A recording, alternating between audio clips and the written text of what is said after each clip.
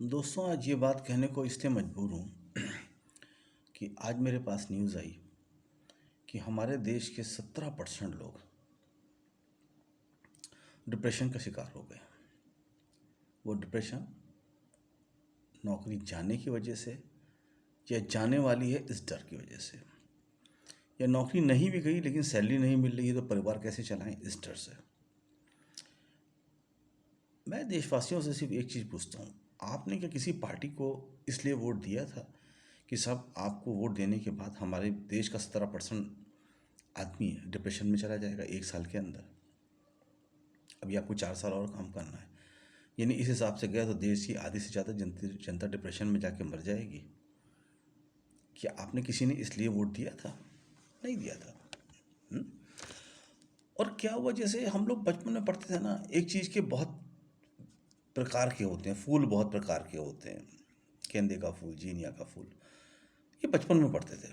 अब नई चीज़ चली है, बच्चों लूट के प्रकार बताओ। स्कूल फीस की मनमानी, डोनेशन की लूट, डॉक्टरों द्वारा बिल बढ़ाए जाने की लूट, ऑपरेशन करने की लूट, नेताओं द्वारा पूरे देश को लूटने की लूट, पुलिस द्वारा घूस खाने की लूट। कौन सा सरकारी बाबू है वो काम करने के लिए पैसे की लूट लेगा?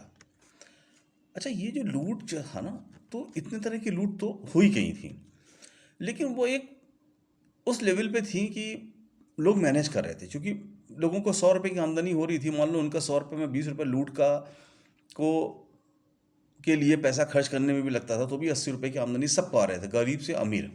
20 करोड़ लोग गरीबी की रेखा से बाहर हो गए, तो सब अमीर हो गए।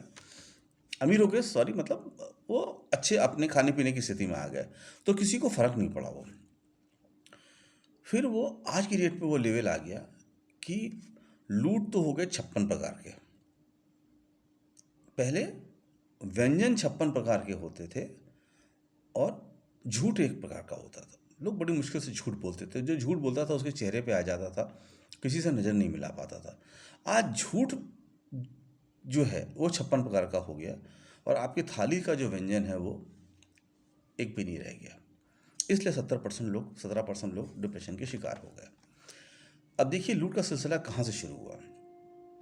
हम सब घरों में टीवी देखते थे, जो कि यही एक जैसे जैसे फैमिलीज अलग अलग होती जा रही हैं, शहरों में बसती जा रही हैं, पुरानी बस्तियों से निकलती चली जा रही हैं अपने ख़ानदान से, तो उनके पास एक ही साधन है कि वो टीवी देखें। 125 रुपये में 199 चैनल आप देखते थे। फिर एक आदेश आया कि साहब, इस दिन से आपका टीवी कट अगर आप डिश एंटीना लगाओ। उसका पैसा कहाँ से लाओगे मुझे नहीं मतलब। 125 रुपये में तो गरीब आदमी भी देखता था, अब वो 10,000 का सेटअप बॉक्स खरीदता। और ये जो हम 125 रुपये में देखते थे, आज 500 रुपये में देख रहे हैं। और हमें बताया क्या गया कि अब आपको बेहतर क्वालिटी मिलेगी। तो सब पहले जब बरसात में पानी गिरता था ना, बहुत तेज आंधी तूफान भी आता था, मेरा टीवी चलता रहता था। फिर ये वो 125 रुपये में टीवी चलता था आंधी बरसात में भी। और फिर वो लोग आए, बड़ी बड़ी कंपनियों वाले, जिन्होंने आपको डिश दिया। डिश डिश बॉक्स के सेटअप बॉक्स से लाखों रुपए लिया। अब वो 10,000 रुपये 15,000 रुपये आपसे लिए, और उसके बाद जो लगाया डिश, तो जैसे ही पानी जाता है मैसेज आ जाता है कि मौसम की वजह से आपका बंद। यानी 125 रुपये में जो आप बेहतर चीज़ देखते थे, आज 500 रुपये में वो आंधी, जैसे ही आंधी चलती है, पानी की एक बूंद भी गिरी तो आपका डिश गायब, सब कुछ गायब। ये लूट पहली लूट थी, ये लूट की बुनियाद रखी गई, नए तरह की लूट की बुनियाद, छीनना। देखो, लूट कहाँ से शुरू हुई। पहले डकैत होते थे गांव में, वो कहलाए जाते थे, और वो कुछ नहीं कर पाते थे, उनके पास कुछ नहीं होता तो छीन के खाते थे। और वैसे भी वो अमीरों को लूटते थे, गरीबों को नहीं लूटते थे। अब डकैतों ने रूप बदल लिया, वो बड़ी बड़ी गाड़ियों में वाइट कॉलर हो गए, बड़े बड़े अच्छे कपड़े पहन के, लाखों रुपए के सूट पहन के घूमते हैं, बड़ी 50 लाख की करोड़ों की गाड़ियों में घूमते हैं। काम उनका वही, आपको लूटना, इलीगल तरीके से आपसे पैसा लेना, दबाव बना के आपसे पैसा लेना, गलत तरीके से आपसे पैसा लेना, सब कुछ लूट में आता है। तो वो जो लूट का जो सिलसिला चला हुआ, अब देखिए, इसके बाद फिर नोटबंदी आ गई। देखो, नोटबंदी पहले भी हुई, किसी को पता ही नहीं चला। भाई सरकार ने कहा अब ये नोट हमने बंद कर दिए हैं, तो आप आके ले लो अपना पैसा। तो उन्होंने भरपूर नोट रखे कि भाई आप 1,000 रुपये लो। अभी यहाँ बोला नोट तो बंद कर दिया है, लेकिन नए नोट छपाए नहीं, यानी आप सड़क पे भूखे मरो। एक तो लंबी लंबी लाइनों में लोगो सब काम धंधा छोड़ के, उसके बाद आप भूखे मरना शुरू शुरू करो, क्योंकि नोट है ही नहीं। अब आपने दिए 10,000 रुपये, मिले आपको 500 रुपये, क्योंकि नोट नहीं है, नए नोट छपे नहीं, बिना छपाए आपने, तो वो भी लूटी हुई फिर। और बाद में आरबीआई ने भी कह दिया कि 9 लाख करोड़ का नुकसान हुआ। ब्लैक मनी किसी के पास ही नहीं, जितने नोट छपे थे सारे वापस आ गए। आतंकवाद बंद हुआ नहीं, चोरी बंद हुई नहीं, नोट नकली नोट छपने बंद हुए नहीं, तो कोई फायदा नहीं हुआ। टोटल वेस्ट ऑफ मनी, देश को बर्बाद करके। चलो तब भी आदमी समझ जाता कि यार बहुत देश का नुकसान हुआ, अब कम से कम लोगों को नुकसान ना दें। लेकिन नहीं, क्योंकि आपको अगर लूटने का, देखिए डकैत कभी ये नहीं देखते थे कि हमने गए और एक गांव को लूटा तो हम, मेरे पास पैसे आ गए, दूसरे गांव को नहीं लूटते। क्योंकि लूटना एक ऐसी चीज़ होती है, वो मानसिकता खराब, वो मतलब विकृत मानसिकता के लोग होते हैं, उनको आपसे कोई लेना देना नहीं होता है। तो फिर वो जीएसटी शुरू हुआ। तो जीएसटी ठीक था, बहुत सारे टैक्स है, उसको मिला के एक टैक्स कर दो।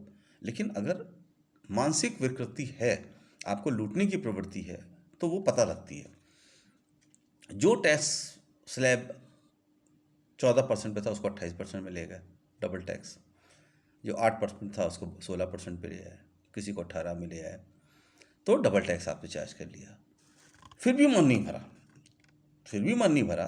पैटर्न वही था कि आप सामान खरीदने में जितना टैक्स देते हो, जब आप बेचते हो, यानी 100 रुपये में खरीदा और 120 में बेचा, तो 100-120 का 20 रुपये का डिफरेंस ही आपको टैक्स देना है। तो अब मन में आया कि नहीं यार, ये तो चोरी से काम नहीं चल रहा है, बहुत ज़्यादा फायदा नहीं हुआ, और वैसे कैसे चोरी करें।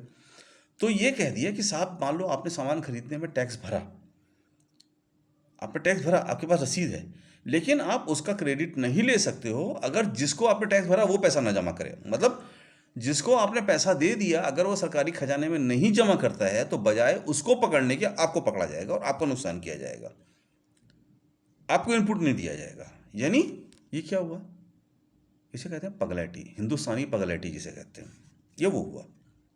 और वो अभी भी है, पहले नहीं अभी भी है। क्योंकि करना क्या है कि ज़्यादा से ज़्यादा पब्लिक से पैसे खींचने हैं, किसी भी तरीके से खींचो, ज़्यादा से ज़्यादा खींचते हैं, ये हो गया। और देखिए ये एक ऐसा लॉ है, जितने कानून में, जितने जब बना ये जीएसटी, जितने लॉ थे उससे ज़्यादा उसमें चेंजेस हो चुके हैं। तो ओरिजिनल लॉ तो ख़त्म ही हो गया, अब तो वो अमेंडेड लॉ हो गया, तो एक वो हो गया। चलो पब्लिक ने उसको भी झेला, बिजनेस भले ही बर्बाद हुआ, लेकिन उसको भी झेला। अब साहब मैं सब बेच दूंगा, तो अब पुराने रिकॉर्ड निकाल के देखो, आरटीआई से इन्फॉर्मेशन आई है, सब लोगों ने, जो भी लोग देश के मुखिया बने, उन्होंने सारी कंपनियां लगाई हैं, किसी ने बेची नहीं है। बेची 2-3 पे, मनमोहन सिंह ने 10 लगाई और 3 बेची, 16 लगाई तो 3 बेची, या सॉरी ज़्यादा लगाई और 2-3 बेची, और वो 3 कौन सी बेची, जो लॉस मेकिंग थी। भाई अगर कोई कंपनी में आप बिजनेस कर रहे हो और प्रॉफिट नहीं कमा पा रहे हो, आपको फुल हमने अथॉरिटी दे दी और प्रॉफिट नहीं कमा पा रहे हो, तो उसे बंद करना बेहतर है। क्योंकि जो पैसा लोगों ने देश की भलाई के लिए, तरक्की के लिए, इंफ्रास्ट्रक्चर के लिए दिया है, वो लॉस मेकिंग कंपनी को सिर्फ चलाने में नहीं खर्च किया जा सकता। तो आप चलाओ, चला पा रहे हो तो चलाओ, नहीं चला पा रहे तो बंद कर देते हैं। उन लोगों को एडजस्ट भी कर लिया गया, डिफरेंट गवर्नमेंट ऑर्गेनाइजेशंस में उनको एडजस्ट कर लिया गया, नौकरी भी किसी की नहीं गई, या बहुत बेहतर तरीके से वीआरएस दिया गया, तो बहुत से लोगों को वॉलंटरी रिटायरमेंट दे दिया गया, तो सब कुछ फैसिलिटी करके किया गया। तो किसी ने 25 या 23 या 24 या 25 लगाई और 3 बेची, तो कोई फर्क नहीं है। किसी ने 30 लगाई, एक भी नहीं बेची। बहुत सारे प्रधानमंत्रियों ने कुछ, जितनी इंडस्ट्री लगाई, बेची एक भी नहीं। तो पैसा तो देश में आ रहा था, देश पैसा कमा रहा था। तो अब मैं कुछ बेच, तो उन्होंने वो बेच दिया, लोग बेरोजगार हो गए, बेरोजगार हो गए, सारे डिप्रेशन में चले जाते आ रहे हैं। अब क्या हो उसके बाद, तभी भी मन नहीं भरा, अब क्या और क्या करें। तो सब अब और नए नए हथकंडे निकालने शुरू कर दिए। साहब आप पैसा निकालोगे बैंक से तो मैं टैक्स ले लूँगा, साहब आप पैसा बैंक में जमा करोगे, लेकिन आपकी गारंटी नहीं है, बैंक अगर उनको लॉस हो गया तो वो पैसा आपका जब्त। ये क्या है, डकैती है। भाई मैं बैंक, एक तो पहले कहा कि आप बैंक में, घर में पैसा नहीं रख सकते, बैंक में रखना पड़ेगा। घर में तो इतना ही पैसा रख सकते हो, बाकी पैसा बैंक में। तो चलो बैंक में पैसा रख दिया। बैंक क्या था, बैंक एक गारंटी होती थी कि साहब मैंने आपको पैसा दिया है और आप ब्याज सहित मुझे वापस कर दोगे, ठीक है। अब उन्होंने क्या कर दिया कि नहीं साहब, बैंक में आप पैसा आप घर में रख नहीं सकते, बैंक में जमा करो, और बैंक में पैसा आपको सुरक्षित नहीं है। यानी सीधे गोली मार के पैसा डकैती। भाई मैं बैंक में पैसा रखूंगा, मैं बैंक से ट्रांजैक्शन करूंगा, लेकिन मेरा पैसे गारंटी तो वो गारंटी कौन लेगा। मतलब बैंक में किसी ने लूटपाट कर ली और बैंक ने कोई आदमी, बैंक के डायरेक्टर्स पैसा लेके खा के भाग गए, तो उसके लिए वो जो आदमी जिसने पैसा जमा किया उसका पैसा तुम मुझसे जब्त कर लोगे। क्यों भाई, ये कौन सा नियम है, ये कौन सा नियम कानून है। ये तो बस मेरे लिए तो टोटल गुंडा कर दिया। मेरा पैसा है, बल्कि सरकार को बोलना चाहिए, भाई बैंकों को बोलना चाहिए कि अगर आप उनके पैसे गारंटी नहीं देते हो तो वो क्यों पैसा रखें, वो कैश में ट्रांजेक्शन करेंगे, फिर नहीं रखेंगे आपके यहाँ पैसा। और आप पैसा लेते हो तो पैसे की जिम्मेदारी लो, वो कैसे भी करके लो। आप उस पैसे का इंश्योरेंस करो, बैंक को प्रॉफिट में रखो, जो भी करो। और इन बैंकों की गवर्निंग बॉडीज़ कौन सी हैं, या तो रिजर्व बैंक या मिनिस्ट्री ऑफ फाइनेंस, दोनों गवर्नमेंट बॉडी है। तो वो प्रॉफिट लॉस उनको देखना है कि प्रॉफिट हो रहा है या लॉस हो रहा है कि क्यों नहीं हो रहा है, ये चीज़। अब इससे पैसा लूटना, ये लोगों ने पैसा लूटना शुरू हुआ बैंक से, और बैंक को लूटने के पीछे बड़ी बड़ी विचित्र साजिश की गई है। आप सब लोग सीए के ऊपर बहुत भरोसा करते हो, और ये बहुत जेंटल कम्युनिटी मानी जाती है। इस देश को सारा पैसा लुटाने में इस चार्टर्ड अकाउंटेंट का ही है। देखिए ये क्या करते हैं, ये अपनी जो ऑडिट करते हैं उसमें रिपोर्ट में लिखते हैं रैंडम बेसिस पे मैंने अकाउंट चेक किए, रैंडम बेसिस पे अकाउंट चेक किए, या मैनेजमेंट ने जो मुझे दिखाए उसके हिसाब से मैं ये ऑडिट रिपोर्ट बना रहा हूँ, यानी पल्ला अपना झाड़ लिया। किसी भी गवर्नमेंट ने अपने चार्टर्ड अकाउंटेंट को नहीं बोला कि आपको सारी रिपोर्ट देनी है, एक एक चीज़ को आपको ऑडिट करके उसकी रिपोर्ट देनी है। तो हम क्या है, हम सभी लोग जानते हैं, सीए खुद आके बताते भाई ऐसे चोरी करो, ऐसे चोरी करो, ये रिपोर्ट बना देंगे, वो रिपोर्ट बना देंगे, वो 5 की जगह 10 लाख रुपए अपनी फीस ले लेते हैं, आपको रिपोर्ट बना के दे देते हैं और लिख देते हैं भाई हमने तो रैंडम बेसिस पे किया। कल कोई बात होगी तो वो बोलेंगे साहब मैंने तो रैंडम बेसिस पे किया था, ये तो मैं देख ही नहीं पाया। इसी तरह इंटरनल ऑडिट वाला भी कहता है साहब नहीं देख पाया, आप स्टेचुटरी ऑडिटर ने क्यों नहीं देखा। ये सब लूट के साथ वो खोल के रखा गया है ताकि आपके पैसे को लूटा जा सके। बैंक क्या कहता है, साहब मैंने तो ऑडिट रिपोर्ट मंगा ली, इनको तो कंपनी को प्रॉफिट है, एक्चुअल में कंपनी को लॉस है, सब झूठ बोल रहा है, फेक फिगर्स दे रहा है। यही स्टॉक एक्सचेंज में है, स्टॉक एक्सचेंज को बैलेंस शीट मिल गई, सही है या गलत किसी को पता नहीं। ये क्या हुआ, डकैती जंगल में रहने वाले डकैतों से निकल के पढ़े लिखों के बीच में आ गई। डकैती को ट्रांसफॉर्म किया गया अनएजुकेटेड डकैत लोगों से एजुकेटेड गुड पर्सन्स के बीच में। अब वो गुड पर्सन्स जो है वो उन्होंने डकैती का काम किया। बड़े ईमान की लोग बात करते हैं, पूछो किसी चार्टर्ड अकाउंटेंट से क्यों झूठ बोल के बैलेंस शीट बनवाते हो, क्यों नहीं बोलते तुम्हें बैलेंस शीट साइन नहीं करेंगे, तुमने तो गलत बैलेंस शीट बनाई है। सब लोग यही कर रहे हैं, टैक्स चोरी के लिए, प्रॉफिट बचाने के लिए और 2 नंबर का पैसा कमाने के लिए। तो साहब हम किस कम्युनिटी को आज की डेट में कहें कि वो देश के लिए काम कर रही है, किस कम्युनिटी को। और ये जैसे जैसे लूट, 56 प्रकार के लूट, तो आपका खाना बंद, आप डिप्रेशन में आ गए क्योंकि लूट बढ़ती चली गई, ईमान से कमाने वाले के लिए पैसा ही नहीं बचा। हर स्तर पे डिफरेंट तरह की लूट, डिफरेंट तरह की लूट, डिफरेंट तरह की, रोज एक नए तरीके खोजे जा रहे हैं कि लोगों को कैसे लूटें। अभी रेलवे बंद कर दिया, प्राइवेटाइज कर दिया। रेलवे क्यों प्राइवेटाइज कर दिया, इससे पहले कभी रेलवे प्राइवेटाइज हुआ, डबल फायदा, नौकरी नहीं देनी पड़ेगी तो खर्चा नहीं होगा, ठीक है। अच्छा अब मैं एक चीज़ कहता हूँ, तुमने रेलवे को भेज दिया, तुम और गवर्नमेंट डिपार्टमेंट को बेच रहे हो, प्राइवेटाइज ऑलरेडी कर दिया, पीएसयू को बंद कर रहे हो, तो तुम्हारा खर्चा खत्म हो गया।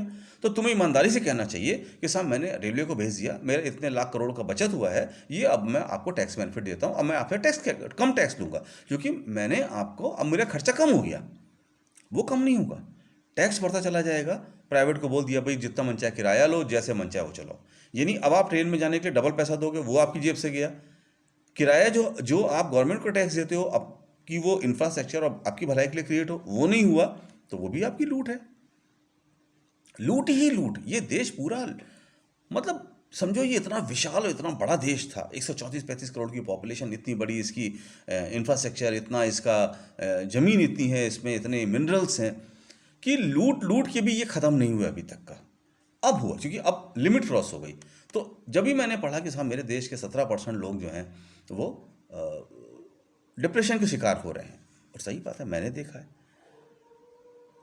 है कि लोग के पास नौकरियां चली गई, नई नौकरियां नहीं मिल रही हैं। तो अब क्या करा जाए? कहाँ से कमाएंगे लोग, कहाँ से खाएंगे, कहाँ वो पैसे का सोर्स क्या है? बार बार कहता हूँ, अगर ये आप मनी इनकम ख़त्म हो गई, लोगों की जॉब ख़त्म हो गए, जिस तरह से हो ही गए, तो क्या होगा? लोग क्राइम की तरफ बढ़ेंगे, छीन के खाएंगे। देखो, पेट तो है ही है, खाना है ही है, तो लोग छीन के खाएंगे। ये देश में माहौल क्यों बनाया जा रहा है? और देखो, मैं कोई काम नहीं कर पाता हूँ तो मुझे छोड़ देना चाहिए, पूरा बर्बाद होने तक वेट थोड़ी ना करना चाहिए। तो ये जो तुम लोग राम मंदिर, हिंदुस्तान पाकिस्तान, हिंदू मुस्लिम करते हो, क्यों करते हो? उससे तुम्हारा देश का क्या तुम्हारा क्या परिवार का पेट भरता है? तुम्हें क्या उससे रोजी रोटी मिलेगी? मंदिर बना के तुम कौन सा तीर मार लोगे? क्या हो जाएगा? अमीरों का ही होगा। मंदिर बनाने में पैसा लोग खाएंगे, पुजारी पैसा खाएंगे, मतलब प्रसाद लेके जो चढ़ावा चढ़ाओगे उससे वो ऐश करेंगे बिना काम किए। और आप फिर वही करोगे कि जैसे जैसे आप बर्बाद होते जाओगे, वैसे वैसे आप भगवान के भक्त बनते चले जाओगे, भगवान मुझे बचा लो, और जो तुम्हारी कमाई है वो भी तुम मंदिर में चढ़ा जाओगे। एक और लूट हो जाएगी तुम्हारी। तो ये बात समझ लो अच्छे से कि भगवान ने दो हाथ पैर दिए हैं, जो तुम्हारा भला करे उसको तुम मानो, उसको देश में मनाओ। जो ये कहे कि साहब रोजगार जितने पहले थे मैं उससे 10 गुना रोजगार दूंगा। पुराने पार्टियों को आपने वोट नहीं दिया क्योंकि वो चोर थे, मैं आपको चोरी नहीं कर रहा हूँ, मैं आपको 100 गुना, 10 गुना, 20 गुना, 50 गुना ज़्यादा बेनिफिट दूंगा, ज़्यादा रोजगार क्रिएट करूंगा, ज़्यादा PSU लगाऊंगा, ज़्यादा रोजगार क्रिएट करूंगा। तो कोई नहीं कह रहा है, फिर भी आप लगे हुए हो। देखो, किसी भी नेता से आम आदमी का तो कोई दुश्मनी होती ही नहीं है, क्योंकि आम आदमी ना पॉलिटिकल आदमी है ना कोई मतलब। उसका तो यह है कि देश को तरक्की करनी चाहिए, आने वाली जनरेशन के पास नौकरी होनी चाहिए, सुख सुविधा होनी चाहिए, और आपकी तरक्की होती रहनी चाहिए। लेकिन लोग अगर घरों में कैद करके उनको बर्बाद किया जाएगा तो ये बहुत खतरनाक स्थिति होगी। क्योंकि ये तो समझ लो कि ये कोई नहीं समझे कि हिटलर की तरह आप इस देश को ख़त्म कर दोगे। जो रिएक्शन एकदम से उठेगा उसके ज्वालामुखी को कोई बर्दाश्त नहीं कर पाएगा। ये हिंदुस्तान है, इसके रगों में खून बहता है, लोग बहुत सभ्य हैं, शांत हैं, शांति प्रिय लोग हैं, इसलिए बहुत लास्ट में रिएक्ट करते हैं। लेकिन जब रिएक्ट करेंगे तो जितना कमाया खाया है तुम्हारा सब निकल के बाहर आ जाएगा। तो ऐसी स्थिति मत आने दो, देश को अच्छे से चलाओ। नहीं चला पा रहे हो तो छोड़ दो, दूसरा चलाएगा उसको। और देशवासियों से यही है कि साहब जो सच हो उस सच को बोलो।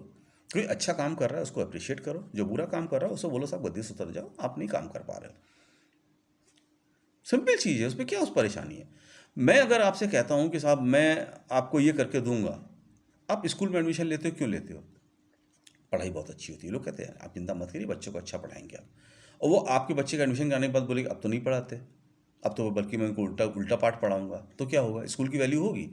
तो अगर कोई नेता आपसे बोलता है कि साहब आप मुझे वोट दो, मैं आपका भला करूंगा, तो वो भला ना करने की जगह अगर बुरा करे तो क्या करना चाहिए? उसको तो इमीडिएटली निकाल के बाहर करना चाहिए। तो आप नहीं कर रहे हो, तो आप तो उस गुनाह में शामिल होके इनडायरेक्ट तरीके से गुनाह के भागीदार बन रहे हो। भाइयों बहनों, समझो, देश बहुत बर्बादी की तरफ जा रहा है।